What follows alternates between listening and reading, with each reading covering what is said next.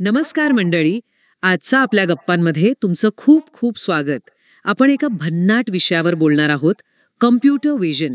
नमस्कार. हो, computer vision म्हणजे कम्प्युटरला बघायला शिकवणं. अगदी. विचार करा, कम्प्युटरला आपल्यासारखं दिसतं कसं असेल. त्याला डोळे तर नसतात. बरोबर, पण ते कॅमेरा किंवा फोटो वापरून आपल्या आजूबाजूचं जग एक प्रकारे समजून घेऊ शकतं. आणि हे काही आता फक्त सायन्स फिक्शन नाहीये. अजिबात नाही. आपल्या रोजच्या जगण्यातलं झालं आता हे. म्हणजे सेल्फ ड्रायव्हिंग कार्स हो, किंवा दुकानातल्या त्या स्मार्ट चेकआउट सिस्टम. किंवा अगदी आपल्या मोबाईलमधलं फेस अनलॉक. हो ना, हे सगळं कम्प्युटर विजनमुळेच होतं. आणि आज आपण काय म्हणतात त्याला, याच विषयाची थोडी ओळख करून घेणार आहोत. आपल्याकडे एक लर्निंग मॉड्यूल आहे असं समजूया. हो, इथे स्क्रीनवर दिसते ते. त्यातूनच आपण काही महत्वाचे मुद्दे बघूया, एकदम सोप्या पद्धतीने. आणि हो मंडळी, जर तुम्हाला टेक्नॉलॉजीमधलं काही माहीत नसेल तरी काही काळजी करू नका. आपण एकदम सोप्या मराठीत बोलणार आहोत. हो, गप्पा मारत शिकूया. चला तर मग सुरुवात करूया. नक्कीच. पहिला प्रश्न येतो की कम्प्युटर फोटो किंवा व्हिडिओ बघतं म्हणजे काय करतं? कसं ओळखतं ते रंग, वस्तू? बरोबर. तर इथे स्क्रीनवर बघा जरा. हा एक फोटो खूप झूम केला की काय दिसतं? असे छोटे छोटे चौकोन दिसतायत. अगदी, यांनाच म्हणतात पिक्सेल. कोणताही डिजिटल फोटो जो असतो ना, तो अशा लाखो पिक्सेलनी बनलेला असतो. अच्छा, लाखो छोट्या ठिपक्यांचा समूह. हो, आणि प्रत्येक पिक्सेलला एक व्हॅल्यू म्हणजे किंमत असते. समजा आपण साधा ब्लॅक अँड व्हाईट फोटो घेतला, ज्याला ग्रे स्केल म्हणतात. तर तिथे 0 म्हणजे पूर्ण काळा रंग, 255 म्हणजे पूर्ण पांढरा. आणि मधले आकडे? ते राखाडी रंगाच्या वेगवेगळ्या छटा.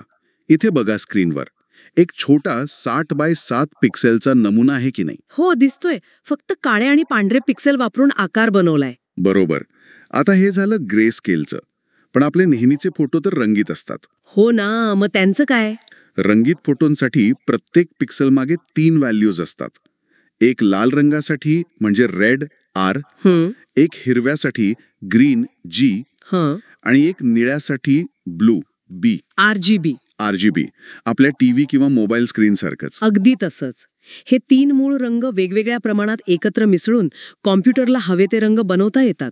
इथे बघा, या जांभळ्या चौकोनात R150, G0, B255 आहे. आणि पिवळ्यासाठी? पिवळ्यासाठी R आणि G दोन्ही 255 आणि B0. अरे वा. म्हणजे प्रत्येक पिक्सेल म्हणजे रंगांची एक रेसिपीच. हो, तसंच काहीसं.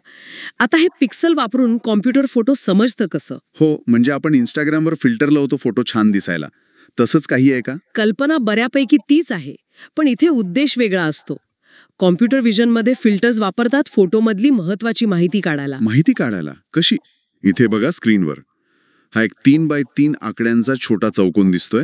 हो. त्यात -1, 8 असे आकडे आहेत. याला म्हणतात फिल्टर कर्नल. हे आकडे म्हणजे एक प्रकारचं गणिती सूत्र आहे. सूत्र? बापरे. नाही, सोपं आहे.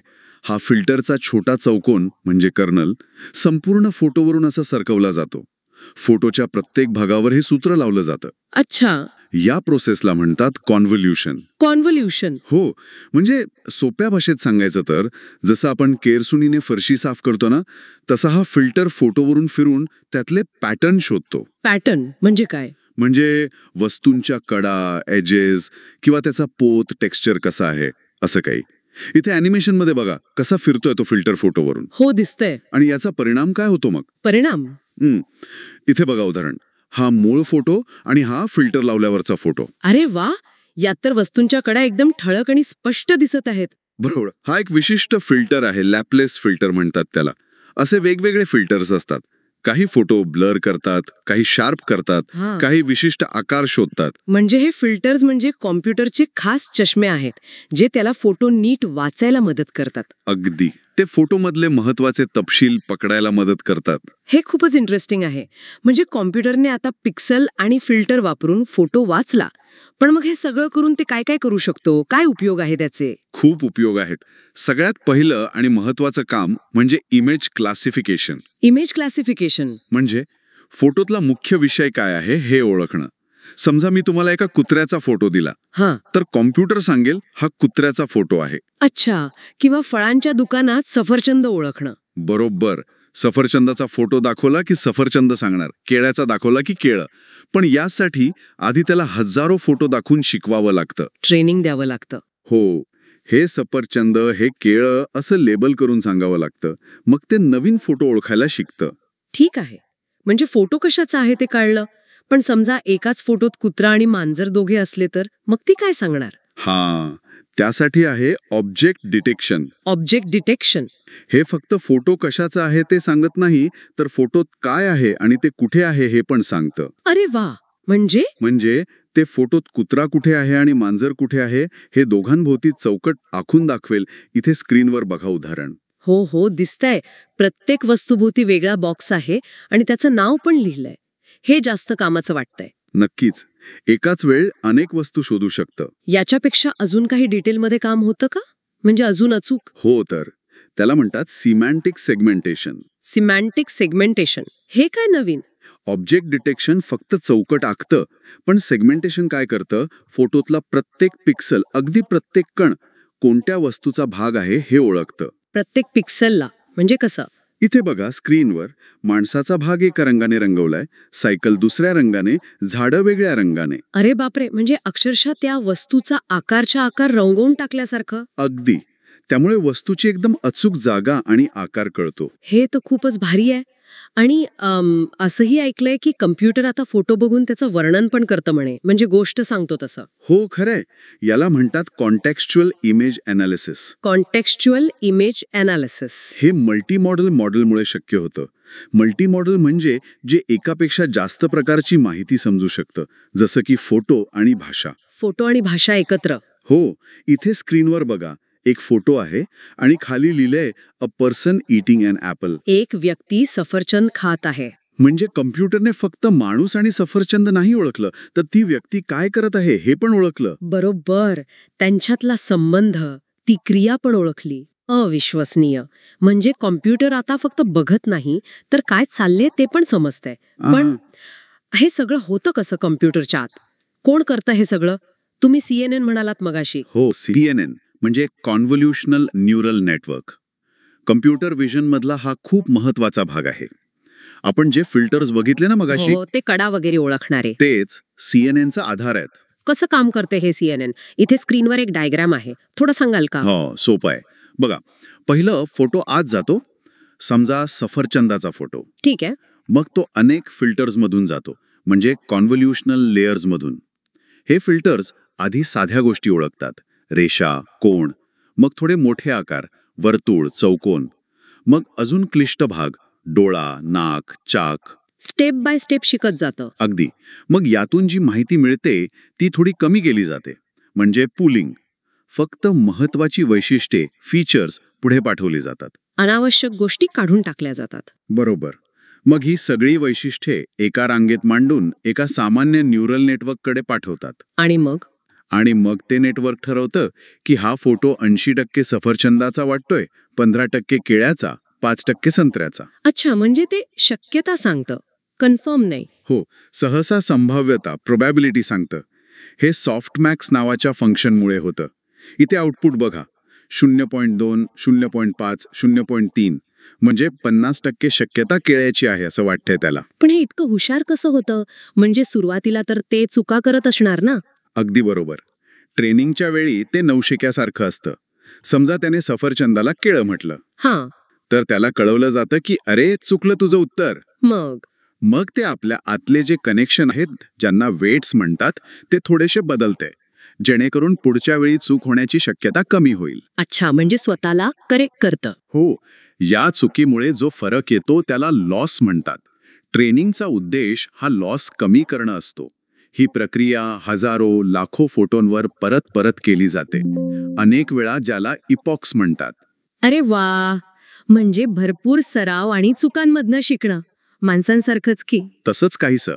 पण आता CNN बरोबरच अजून एक नवीन तंत्रज्ञान आलंय, ट्रान्सफॉर्मर्स. ट्रान्सफॉर्मर्स हे नाव तर ऐकले. हे भाषेसाठी वापरतात ना? हो, सुरुवात तिथून झाली. NLP म्हणजे नॅचरल लँग्वेज प्रोसेसिंगमध्ये ते खूप यशस्वी ठरले. पण आता ते फोटोंसाठी पण वापरतात. त्यांना म्हणतात vision transformers, VIT. Vision transformers. मग हे CNN पेक्षा वेगळे कसे आहेत? विजन ट्रान्सफॉर्मर काय करतो? फोटोचे छोटे छोटे तुकडे करतो. पॅचेस. हो, आणि मग अटेन्शन नावाची एक खास पद्धत वापरतो. अटेन्शन म्हणजे लक्ष देणे. मग फोटोतल्या दूरच्या भागांमधला संबंध पण ओळखू शकतं. अच्छा, म्हणजे जास्त व्यापक विचार करतो. तसं म्हणता येईल. त्यामुळे ते मोठ्या चित्राचा संदर्भ, कॉन्टेक्स्ट चांगल्या प्रकारे समजू शकतं. आणि तुम्ही मगाशी मल्टी मॉडेल म्हणाला होतात, त्याचा संबंध याच्याशी आहे का? हो, आहे. जेव्हा आपण भाषेचा ट्रान्सफॉर्मर आणि विजन ट्रान्सफॉर्मर एकत्र करतो तेव्हा मल्टी मॉडेल मॉडेल्स बनतात. अच्छा. यांना एकाच वेळी फोटो आणि त्याचं वर्णन दोन्ही देऊन ट्रेनिंग देता येतं. त्यामुळे ते फोटो आणि शब्द यांच्यातला संबंध खूप छान शिकतात. म्हणूनच ते असं वर्णन करू शकतात, पार्कमध्ये टोपी आणि बॅग घेतलेला माणूस. इथे स्क्रीनवर उदाहरण आहेच. हे खरंच खूपच पुढे गेलंय. कम्प्युटर फोटो समजतं, वर्णन करतं. पण आता अजून एक गोष्ट जी ऐकून विश्वास बसत नाही, कम्प्युटर स्वतःहून फोटो तयार करू शकतं. हो, हे खरं आहे. याला म्हणतात इमेज जनरेशन. इमेज जनरेशन म्हणजे मी फक्त कल्पना सांगायची आणि ते चित्र बनवणार? अगदी. तुम्ही फक्त शब्दांमध्ये वर्णन द्यायचं, ज्याला प्रॉम्प्ट म्हणतात, आणि मॉडेल तसा एक अगदी नवीन ओरिजिनल फोटो तयार करतं. हे कसं शक्य आहे? काय जादू आहे यामागे? यात सध्या डिफ्युजन नावाची पद्धत खूप वापरली जाते. डिफ्युजन. हो, इथे स्क्रीनवर बघा. सुरुवात होते एका पूर्णपणे रॅन्डम चित्रापासून, म्हणजे फक्त नॉईज असतो, जसं टीव्हीवर सिग्नल गेल्यावर दिसतं तसं. हां हां. नुसता गोंधळ. मग मॉडेल काय करतं? हळूहळू स्टेप बाय स्टेप या नॉईजमधून अनावश्यक गोष्टी काढून टाकतं आणि आपण दिलेल्या वर्णनानुसार, समजा तोंडात काठी घेतलेला कुत्रा, तसं चित्र स्पष्ट करत जातं. म्हणजे गोंधळातून हळूहळू चित्र बाहेर येतं. बरोबर. प्रत्येक स्टेपला ते आपल्या प्रॉम्प्टशी जुळवून घेतं. तुम्ही जे सांगाल तसं बनवण्याचा प्रयत्न करतं. कमाल आहे. म्हणजे आपण म्हणू शकतो मंगळावर चहा पिणारा अंतराळवीर. हो, नक्कीच बनवून देईल. आणि आता तर व्हिडिओ सुद्धा बनवता येतात. व्हिडिओ पण अविश्वसनीय. अर्थात व्हिडिओ अजून सुरुवातीच्या टप्प्यात आहेत, पण प्रगती खूप वेगाने होतीये. मंडळी, हे सगळं ऐकून थोडं भारावून जायला होतंय नाही का? पण आता हे सगळं ऐकल्यावर स्वतः काहीतरी करून बघायची इच्छा होत असेल. नक्कीच. आणि त्याचसाठीच या मॉड्यूलमध्ये पुढे एक एक्सरसाइज दिली आहे सरावासाठी. इथे स्क्रीनवर बघा, चॅट प्लेग्राऊंड दिसतंय. चॅट प्लेग्राऊंड, यात काय करायचं? इथे तुम्ही स्वतःचा फोटो अपलोड करू शकता किंवा सरावासाठी दिलेल्या इमेज फाईल्स आहेत, images.zip, त्या वापरू शकता. अच्छा, फोटो अपलोड करायचा, मग तुम्ही त्या फोटोबद्दल कम्प्युटरला प्रश्न विचारायचे. इथे पडद्यामागे 2 मॉड्यूल्स काम करत आहेत. एक विजनसाठी मोबिलनेट V3 आणि एक भाषेसाठी Phi3 मिनी. म्हणजे मी समजा एखाद्या भाजीचा फोटो टाकला आणि विचारलं, ही भाजी कोणती आहे? किंवा याची काही रेसिपी सांग, असं? अगदी बरोबर. किंवा या फोटोत काय काय दिसतंय असंही विचारू शकता. नक्की करून बघा. मजा येईल. आणि कॉन्फिडन्स पण वाढेल की आपल्याला पण येतंय. हो, करून पाहणं हेच शिकण्याचा बेस्ट मार्ग आहे. तर मंडळी, आज आपण कॉम्प्युटर विजनच्या जगात बरीच मुसाफरी केली. काय काय पाहिलं? पटकन आठवूया का? हो, आपण सुरुवात केली पिक्सेलपासून. फोटो कसा बनतो. मग पाहिलं फिल्टर्स आणि कॉन्व्होल्युशन, म्हणजे कॉम्प्युटर फोटो कसा प्रोसेस करतं. त्यानंतर आपण बघितलं की हे वापरून कॉम्प्युटर काय काय करू शकतं. Image classification, object detection, semantic segmentation आणि फोटोचं वर्णन करणं सुद्धा. मग आपण थोडं आत डोकावून पाहिलं CNN कसं काम करतं, फीचर्स कसे काढतं, आणि नवीन आलेले ट्रान्सफॉर्मर्स, VIT, अटेन्शन वापरून संदर्भ कसा ओळखतात. आणि हे सगळं शिकतं कसं? ट्रेनिंग, लॉस, वेट्स हे पण बघितलं. आणि मल्टी मॉडेल मॉडेल्सनी भाषा आणि दृष्टी कशी एकत्र आणली तेही पाहिलं. आणि शेवटी सर्वात अजब वाटणारी गोष्ट, कॉम्प्युटर डिफ्युजन वापरून स्वतःच नवीन फोटो आणि व्हिडिओ कसं तयार करू शकतं. हे सगळं पहिल्यांदा ऐकताना थोडं टेक्निकल वाटू शकतं, पण घाबरू नका. नाही, मूळ कल्पना सोपी आहे. जसं आपण लहानपणी भरपूर चित्र बघून शिकतो, तसंच कॉम्प्युटर लाखो उदाहरणं बघून शिकतं. यात डेटा आणि गणित आहे, जादू नाही. आणि तुम्हाला हे सगळं किती समजलंय हे तपासायला या मॉड्यूलमध्ये पुढे काही प्रश्न पण आहेत. Module assessment. हो, ते सोडून बघा. म्हणजे तुम्हालाच कळेल की कुठे अजून लक्ष द्यायची गरज आहे. त्यात असे साधे प्रश्न असतील. फोटो कशाचा बनतो, पिक्सेल्स, CNN मध्ये फिल्टरचं काम काय, फीचर्स काढणे, VIT काय वापरतं, पॅचेस आणि अटेन्शन. हे फक्त तुमच्या सरावासाठी आहेत. आत्मविश्वासाने सोडवा. तुम्ही खूप छान प्रगती करत आहात. टेक्नॉलॉजी सुरुवातीला अवघड वाटू शकते, पण तुम्ही आज एक महत्वाचा टप्पा नक्की पार केला आहे. शिकत राहा, प्रयोग करा, प्रश्न विचारायला अजिबात लाजू नका. आणि विचार करा, आज आपण फक्त कॉम्प्युटरच्या बघण्याबद्दल बोललो. हो, भविष्यात जेव्हा ते स्पर्श, वास, चव यासारख्या इतर गोष्टी पण समजू लागेल, तेव्हा काय काय होऊ शकेल विचार करायला खूप वाव आहे. नक्कीच. चला तर मग मंडळी, आज इथेच थांबूया. पुढच्या वेळी एका नवीन, तितक्याच इंटरेस्टिंग विषयासह भेटू. तोपर्यंत काळजी घ्या. धन्यवाद.